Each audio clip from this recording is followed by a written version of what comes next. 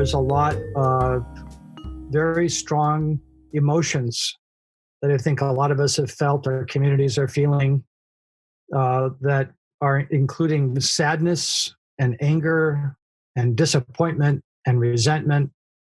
And I think there's a real danger right now that we could fall into despondency. It's a time when we have to choose hope rather than allow ourselves to collapse into despair. And the more you know about American history, the more you know about race relations, the easier it is to fall into despair. I think there are signs of hope. I think the fact that people of all races are out protesting is a sign of hope. I think it's a generational surge right now. The last one I went to over in my own neighborhood in West Roxbury in Boston, Massachusetts, most of the people protesting were 20-year-olds and 30-year-olds. Most were women. And I was really inspired by them, to be honest. And there was a cranky guy next to me who said, "Why don't these kids go have fun instead of doing this?" And I said, well, because they care about the country and they care about this justice and they care about fairness. And he says, well, if they want to be fair, they should stop throwing rocks. And I said, well, they're not throwing rocks. They're just holding up plaques saying Black Lives Matter. And he said, well, they should all be arrested. And it was strange. It was a strange reaction to something that I find is important, giving me hope that people care. And I think this could be a watershed moment in our country. What I want to talk about, though, is a little bit more personal. Karen, Elizabeth, and I were talking about the fact that right now there's a lot of judging going on. There's a lot of judgmentalism. There's a lot of hurt feelings. And I know my kids have all told me they've been at gatherings, socially distanced gatherings, and sometimes they've left. The parties ended when someone burst in tears and left, and someone else screamed, and there was accusations and insinuations and hurt feelings. I know families are having trouble talking, that there's a lot of misunderstanding and hurt feelings going on there. And so I want to start with the story, end with the story. The story I want to start with is recollecting a time when a student told me, well before any of this was happening, this was years ago, but she told me something that was kind of counterintuitive, but made sense as she explained it. She said that in her high school time, her dad had cancer. And everyone was worried. He went through chemo and radiation, and it was a terrible couple of years. But he came through and went into remission. And when she came to BC, everybody was relieved that he wasn't going to die, not soon anyway, because he's in remission, and the doctor was giving him a clear bill of health. But after her sophomore year at BC, she came home, and her parents announced they were going to get a divorce. And she said, in this really weird way, the divorce that they went through for 2 years was more painful and scarier than the cancer treatment that he went through for two years. And she said it was because the cause of the cancer was anonymous, wasn't moral, wasn't personal, and that it bound them together. But then after the crisis was removed, then the tensions in the marriage surfaced, and they didn't have a way to resolve them. And they wound up getting a divorce. And the worry continued after the divorce about how the family would do, how people would hang together. Well, there were some of the relationships be so damaged they won't be able to be recovered. So then I thought, can we say there's an analogy initially I thought there might be, between COVID-19 to American society, where the relationship is COVID-19 to all of the racial anxiety, animosity, upset we now feel. Is that a parallel to the divorce and to the cancers to divorce as the COVID-19 is to the upset about racial injustice? I think it's not, because the inequities and injustice and unfairness also became apparent during COVID-19 and before George Floyd was killed. It's there all along. And in fact, both of these incidents have revealed to us the depth and the scope of racial injustice in the United States. It's not just police brutality. It's the healthcare system, it's education, it's neighborhoods. It's pervasive. That is, racial injustice is pervasive. The question is, what do all these protests mean? What does the anger mean? I think the anger means people care. How do we bring that into our relationships? What sometimes happens in families and in friends groups is that people care so passionately that if their friends don't agree with them, or if their friends give a signal that they may have a question to raise, the judgments come on heavy. And so people feel defensive, they feel attacked, they feel misunderstood, and then they push away the critical questions that their friends want to ask. So I think what I want to talk about a little bit tonight, have you think about, is how do we deal with the lack of harmony we have in our own lives and in our own families? It's not just diversity. It's not just pluralism of views. There are sometimes really deep moral disagreements within families. There are moral disagreements that go to the core of who we feel we are as human beings. So it's not, do you like the Yankees or the Red Sox? This is about, what do you want American society to look like? What should the church be? What should our neighborhoods look like? And what can we do about it? So the problem I want to talk about is the difference between judgmentalism and judgments. Judgmentalism is when somebody comes on heavy and condemns us, or we condemn others. A lot of people have a litmus test. If someone thinks X, I can't be their friend. If someone says Y, I can't tolerate them. They cannot be in my life. And one student who I respect enormously recently said to me, I just can't tolerate anyone who doesn't accept gay marriage. And I wanted to just listen and hear where she's coming from and understand her perspective, because she's always thoughtful. But I know gay people that don't believe in gay marriage, not for the reasons the right wing doesn't believe in gay marriage, but for other reasons. And I think the thing I worried about is if you have a litmus test, as soon as someone fails the litmus test, you stop listening. You shut down. And that's when the judgment comes in. So I want to call that judgmentalism. And today you might hear someone say, well, if you don't want to defund the police, you must be a racist. Or if you're not in favor of affirmative action, you must be a racist. They might not say that to your face, but that's the worry that you might have if you tell them what you think, or if you have to ask a question. It's especially a problem when we do this on university campuses or among people that are educated, because we're supposed to learn how to be more open-minded. We're supposed to be intellectually flexible. That's part of liberal arts education, is it frees you from your prejudices, right? So I think we have to look at, what are the implicit litmus tests I have? What are my hot button issues? Because usually they're a sign of our own prejudices, our own fears, our own passion. And passion's good, but it can also be destructive if it's not reasonable. So the word judgment means you've decided something is the case. And judgment is the result of a process of gathering data, understanding the data, having a hypothesis, and then having the data confirm the hypothesis or disconfirm the hypothesis. The judgment is that point of view where you say, I think I have sufficient evidence to think this is the case. The judgment comes as the result of a process of understanding. And the problem of judgmentalism is it doesn't let us go through the process of understanding. And I think instead of drawing lines in our families and among our friend groups, it would be really helpful if we can say the primary attitude I want to have is to listen, to understand, to see where someone else is coming from. Most of the time, when people get angry, there's a worry or a fear they have underlying that anger. Something they care about is being threatened. And I think a lot of times, if we can get at what is the good value they have that they feel is threatened, we will agree on the good value. We will agree about the need for security or the need for law and order. Those are values. But then to understand and to be able to talk about what law and order really means, what's a just law, what's properly just order, rather than control by a brutal police force. That's not law and order. That's just repression. So I think there are three things we need to do if we're going to get through that process of coming to a good judgment. And that is, first of all, we have to desire to understand someone who thinks differently than we do.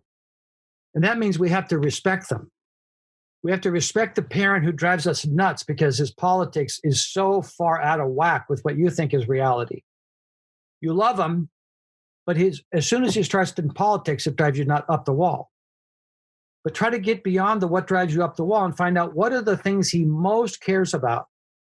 And I bet you would also care about those things, but you'd want to go about them in a different way. So that first thing is desiring to understand and being open. The second point is being empathic.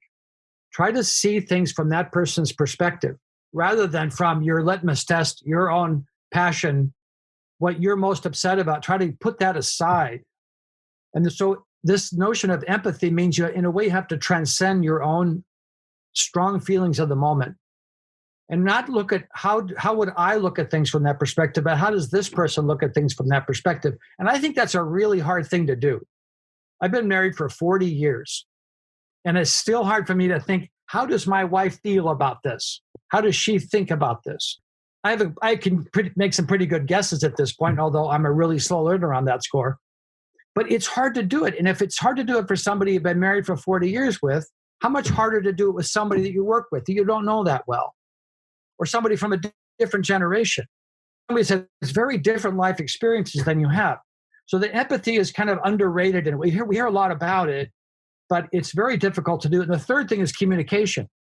How do we learn first to listen and understand, to see the good values there, and then how are we able to communicate what our core values are? Because if we can get to that deep level, I think most of the people we disagree with or who disagree with us would agree with us on the basic level, that we care about our neighbor, we care about our family, we care about human dignity, we care about democracy, we care about respect for human beings. So if we can at least establish, our common humanity, that gives us a basis for continuing the conversation. So I think those three things are necessary to coming to a good judgment about what someone's saying. Then we have a further question. Suppose we judge that their position on this is wrong, but we can still respect them as human beings. The question is, how can we advance our understanding of each other? Sometimes you could understand somebody and just say, we're not going to agree, but I know where you're coming from. That's progress. It's a lot better than going to a party and telling people to F off and leave. But you have to be willing to take the time and be patient with that. So the last thing I want to end, because I'm respecting the time here, I want to end with the story that you might know about, you might not know about. Everybody knows Colin Kaepernick was with the 49ers, the quarterback, famous for taking a knee. He became a flashpoint for one battle in the war of over racial misunderstanding and injustice.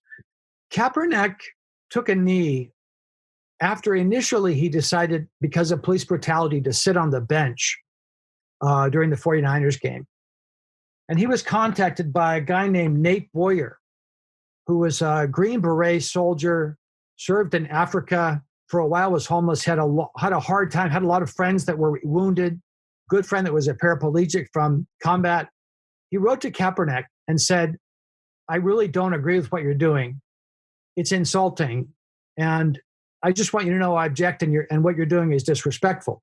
Well, Kaepernick got the letter, and instead of throwing it away or mocking him, he got in touch with Nate Boyer and wanted to sit down and talk to him to understand what happened, what motivated him to write to him. And is there a way Colin Kaepernick, could express his prophetic denunciation of police brutality that would also be respectful? And so Nate Boyer suggested kneeling down. And you think about it, kneeling is actually a sign of reverence. In a religious service, you kneel at the moment in which the greatest reverence is to be shown, and you stand at the less reverent times. So Kaepernick thought what he was doing was meeting the objection, understanding the reason for the objection, and then compromising and finding a better way to explain the cause he was trying to communicate. I think Kaepernick is a good example for all of us. He stuck by his principles. He believed strongly in justice for people of color, especially with regard to police treatment of them. He lost his job because of his willingness to protest. So I think he's a person of enormous integrity. Maybe he doesn't say everything the way I would say that or other people would say it. But I think there's a lot to learn from Colin Kaepernick in his attempt to understand, to communicate, to show empathy, to respect the person he doesn't agree with. And it wound up being the formation of a friendship rather than a fight. And I think that's something we could all learn in families. We have different flashpoints and different tensions, and some more than others. But I think that's something to learn from. So that's what I kind of wanted to share with you today. And I look forward, if you have some questions or comments, we can kind of pool those together a bit and see where we can learn here. Now, I know I have a lot of smart people in this room who would have a lot of questions. I'll ask a question here. Hi, Professor Pope. Thanks for your time. Hey, Matt. Thanks for taking the time, and thanks to everyone for getting this going. I'm curious what your thoughts would be on if you had a magic wand and you could change one or two things about American politics today, what you think an authentic Christianity would inject into American politics today. I think we need two things that are really lacking. We need truth and we need compassion. And in my view, truth and compassion are two sides of the same coin. And that's what Jesus was about. It was what Moses was about. It was what Muhammad was about. I think it's core to Buddha that our first obligation is to be truthful. And for me, that means we have to be humble because we're all flawed. In my opinion, every white person has a racist dimension. There are just the differences between people that admit it and people that don't or are not aware of it. And I think we need to be aware of our blind spots, our prejudices. We need to be aware of the fact that we don't know everything. We know very little, and we have an obligation to find out the truth. Jesus says the truth will set you free. And if that's the case, there's so little truth. I think a lot of times we're enslaved. And what we're mostly enslaved with in this country is tribalism. We stick with our group. We stick in our bubbles. And it can be a white bubble. It can be a Chestnut Hill bubble. It can be people that go to the country club bubble, but we're in the bubbles. And that's going to block our ability to be truthful and to hear the truth. We need to hear the truth about ourselves. Right now, the truth that we all need to hear is an uncomfortable truth, that we're beneficiaries of a racist system. We're not just that. I don't want to be reductive. But we need to face that truth, and we need to respond with love and compassion rather than with defensiveness. And what I hear a lot of people do is respond to that truth by denying it, and then to claim the high moral ground and condemn everybody who's trying to say, let's be honest. And I think we need to listen to people of color. That to me is our first obligation right now, to be truthful. And if we do, if we really try to understand, to be empathic and to communicate, and we see things from their perspective, I think we cannot help but realize things have to change. And that's where the compassion comes in as well, not just in listening, but let's make society one in which every human being feels respected. Every person has an opportunity to thrive, and some don't thrive at the expense of others. So that's a very great generalization. But I think our political system really is sick right now. And I'm hoping this is the crisis, the combined crisis, that will make us really want to rethink things, not just about policing, but about the way we function as political beings. The biggest thing we need to do, if we're going to combine truth and compassion, is right now we have a politics of special interests. They're tribal politics. People vote about what's good for me, for my people, for my group. And it wasn't that long ago when we had people saying, we're voting for the good of the country. We're going to work for the good of everybody in the country. One of my political heroes is Robert F. Kennedy. Robert F. Kennedy was all about the common good. And his life was changed when he encountered and made himself hear the stories of poor people. And those poor people changed the way he thought about the country and realized that the way he was raised as a very wealthy person with an elite education had obscured the truth from him. And it's the poor that brought him into the reality, into the truth, and let him see, I'm living in an illusion. He was living in Plato's cave, if you remember perspectives. So how do we open ourselves so that people can move us out of the cave, out of our bubble?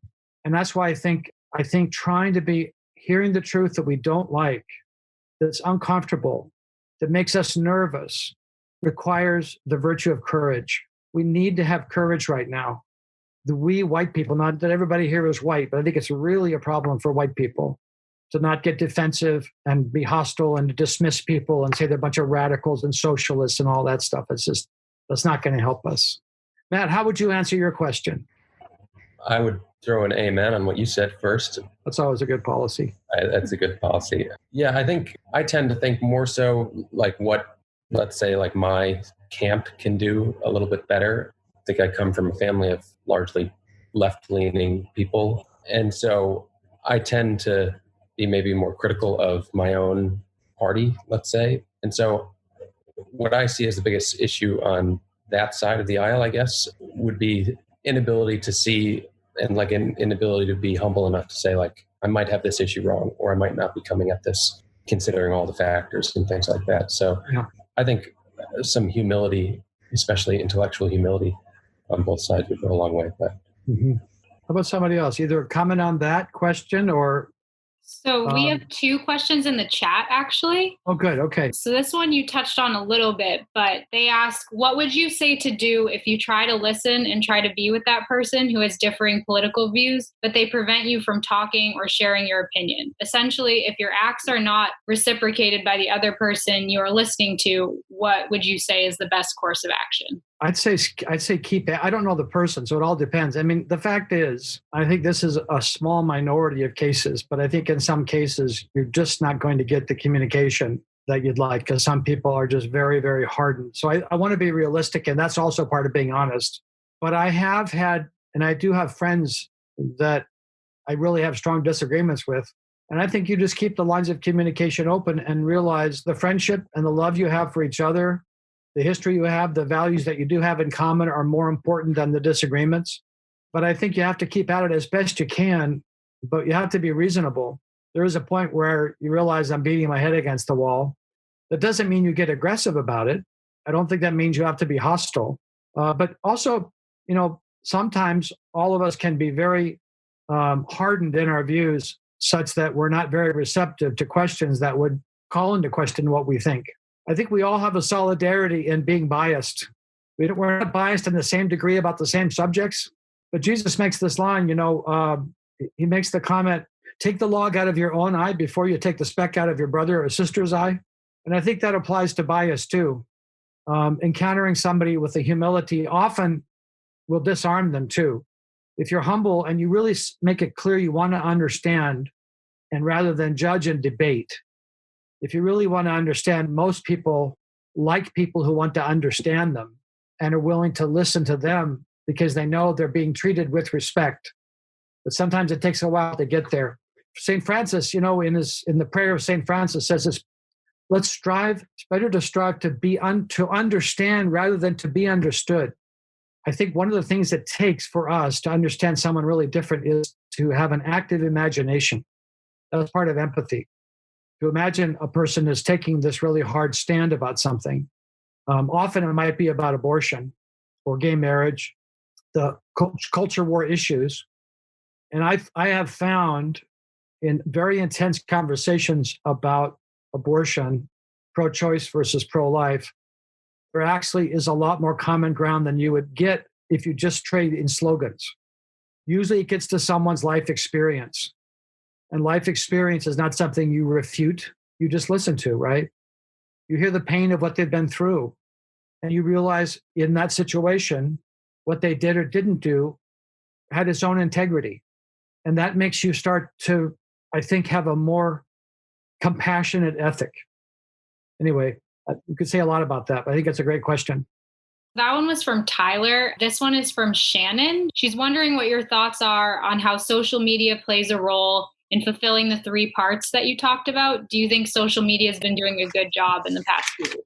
Well, that is kind of an easy question in a way, because what you see in a lot of social media is public shaming, public blaming, bullying, denouncing, and canceling, right? I don't think any of that really helps understanding.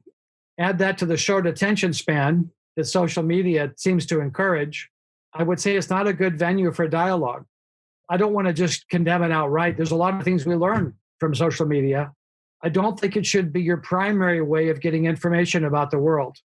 And I don't think it should be something you go to as a way of avoiding people.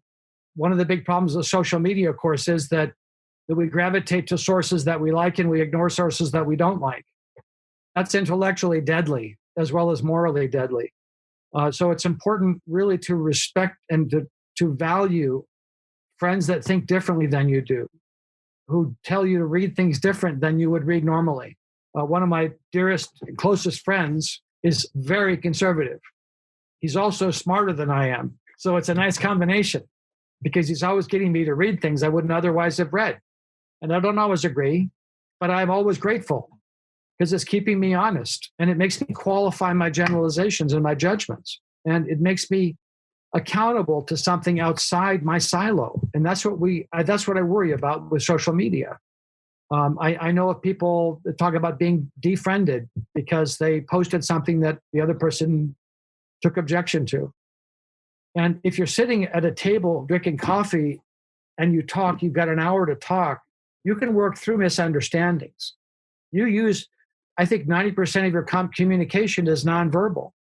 They can see you're not saying something aggressively. You're saying something because you're not sure. You want to know more. You wonder. And all that gets taken away in social communication on electronic media. So I think we have to be really careful. And I think we have to cultivate personal relationships, interpersonal. It's hard to do it. We're Zooming. But it's important to do the face-to-face as much as we can and give ourselves the time. The other thing is time pressure militates against really understanding people. You guys have all been educated to get to the bottom line. What does it all boil down to? What's the Sparks note on life? And relationships are not like that. I think most of the time we understand people, it's after we've wasted a huge amount of time with them. We've hung out with them, and we've seen them in their best times and their worst times. We've seen them in their most noble and their most ignoble. And when you know someone's story and you know what they really love, then you can begin to put their comments in a context. If you have comments on a web page, on a Facebook little blurb or a tweet, you're not getting the story, you're not getting the context, you're just getting the statement, and you can read into that any kind of fear that you have or any kind of moral objection or moral suspicion you have. And so, I mean, it seems to me that social media is just more likely pouring gasoline on a fire than helping us really come to greater understanding, empathy, and communication. It's really good at some things. I'm not a troglodyte. I'm not against all technology, but I think we have to be educated in how we use it. And certainly don't allow your relationships with people to be determined by how they respond to you or what they post on Facebook or something like that. And it does happen. I know it happens, and it's a shame. Shannon, what do you think about that? Thank you. I agree with you. It's been a lot the past couple. It's always been a lot since it started, but the past couple weeks, just seeing people what they post, but then what they, like you said, like the defriending things, and it can happen just like that, and it changes a whole relationship, which is it's very sad. But then also, like you said, the short attention span. We've just become so accustomed to just scrolling. So I hope that our generation and someday soon we can get back to having more of those conversations, even just like around the dinner table. Sometimes even at the dinner table, you're all on social media, like you're just like right. Not even there, which is awful. Yeah. But thank you. I appreciate it. One of my heroes is St. Augustine. And then St. Augustine says, you only really know the people that you love. Therefore, you can really only judge what they're saying as a statement about them if you know who they are. Now, you could make a judgment about the statement. That statement's incorrect. But we jump from the statement's incorrect to they're bad people. And that's what I worry about. That's the judgmentalism rather than making a judgment. And really, it becomes whose group are you in? Are you on my side or are you on their side? And life gets reduced to two groups. And of course, life is not like that. We're parts of lots of groups, and the groups don't have to have hardened boundaries. They can have porous boundaries, right? That's why in the Christian and Jewish and Islamic traditions, there's a major value which we're losing, and it's hospitality. And what hospitality says is, yes, we have a community, we have a group, and you're welcome into this group. So churches are supposed to be places of hospitality for all people. Mosques are also places for hospitality. You see Muslims worship, they all worship in a line. It doesn't matter whether you're rich or poor, white or black, you're all praying the same exact way. Because in front of Allah, you're all human beings. And it's supposed to be the same way with Eucharist. And we lose that easily when we lose the personal contact. But thanks, Shannon. So we'll take these last two questions from Justin and then Alex. So Justin typed in the chat, Brian Stevenson has said that because of the racial narrative we've yet to really reckon with, we aren't free. Do you agree with this? And what would you suggest at a social level to work towards this understanding? I absolutely agree with that. How we work to that on a social level depends upon who we are. I think we all need to hear the stories of people that are really different from us. You have some choice over this. Everyone here is a young person. You can decide how you're going to spend your time. You have to work, but a lot of life is not work. And when you pick your friends, you're picking how, in a way, you're picking the domain of your thinking. When you pick your friends, you're picking who you want to be in a lot of ways. So be careful about that. I know in my life, I'll just speak autobiographically, in my life, the two big things I've done to expose myself to people that are really different and will challenge me have been to work for the Catholic Chaplain's Office, volunteer for the Catholic Chaplain's Office in Norfolk, Massachusetts for the last 11 years. And I've made good friends there. Some are in prison still, some are out, and I'm in touch with them. And they've enhanced my life enormously and constantly challenging me, not by saying, you know what you should be thinking. It's, here's my life story. What do you think of that? It's like, wow. All the stereotypes I had about men in prison are gone. And about how people wind up in prison and what they do in prison, what they do when they get out of prison. They're all gone. The second thing is working and volunteering off and on with Jesuit Refugee Service. And I've been to Africa 8 times, not all with JRS, but a significant number of those with JRS, and meeting refugees and hearing what they've gone through really relativizes being an American and also highlights the incredible power and wealth we have as a country, and that we have a lot of answering to do for what our country's done overseas. That's also been hugely expansive for me. But also the friends I have, I don't deserve, but they're really amazingly good people, and the family I have. So the relationships in my life are what help keep me out of, reduce the extent to which I'm going down my own bubbles. I don't know if that really answered the question, but it seemed like it would have. Justin, did I get what you were trying to get at? Yeah, you did. I wanted to ask. I think you've had that experience on the reservation. Yeah, absolutely. The power of listening, I think. Right? It dislocates, it reorganizes your life. You learn new stories. Life is different.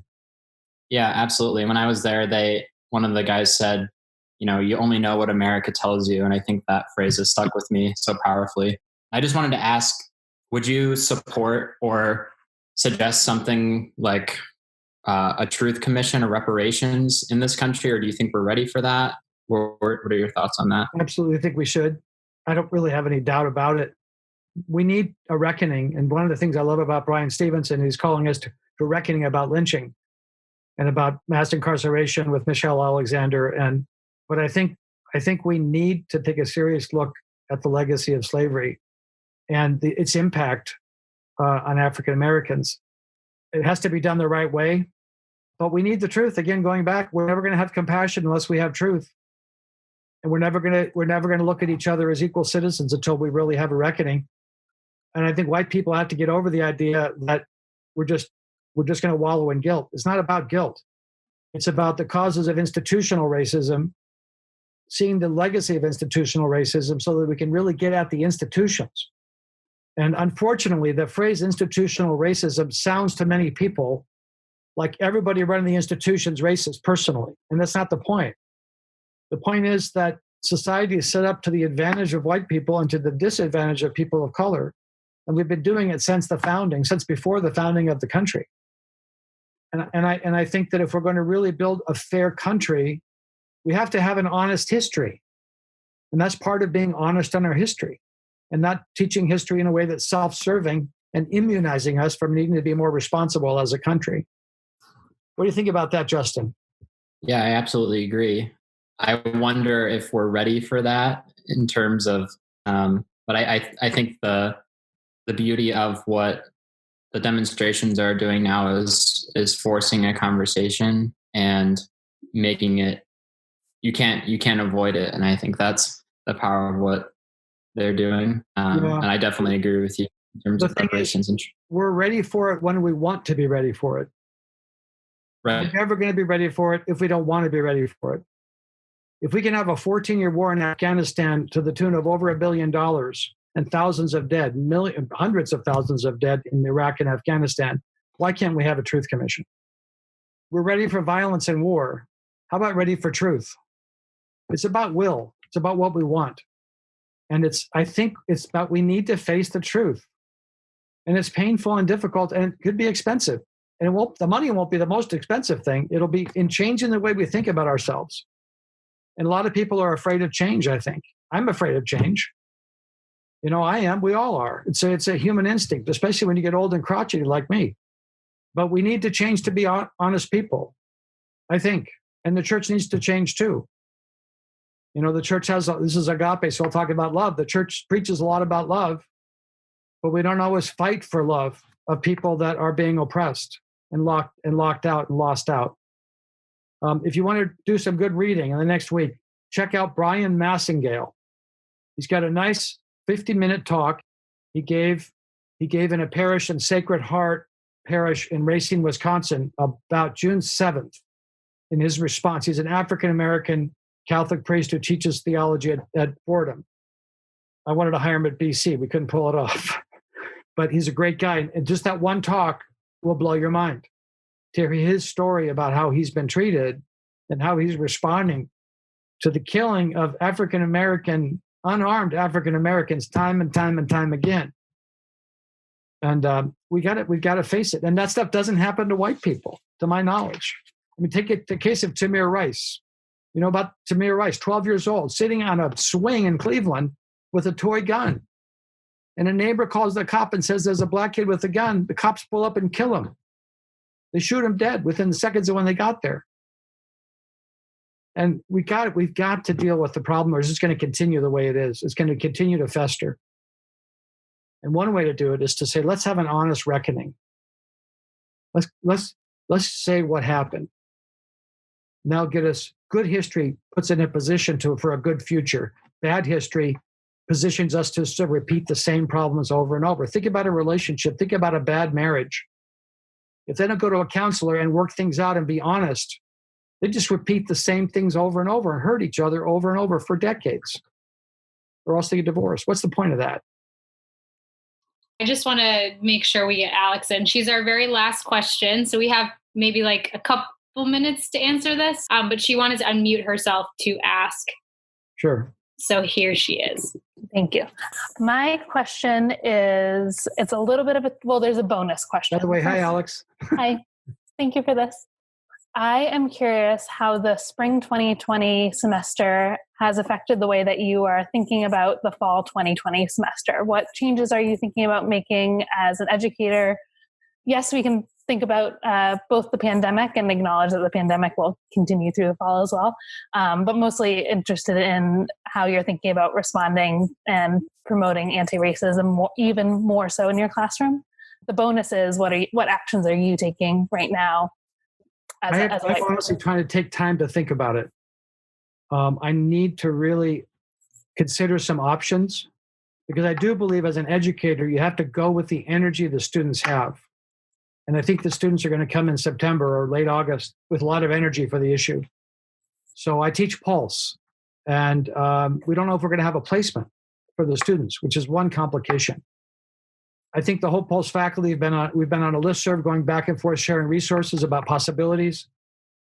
This is, Pulse is their philosophy theology course, so I have a responsibility to get core issues done, but I do want to do it in the frame that you're talking about. I am also teaching Challenge of Justice in the fall, which is, this is the sweet spot for Challenge of Justice. So that'll be easy to do. But I do feel a responsibility to speak to the signs of the times.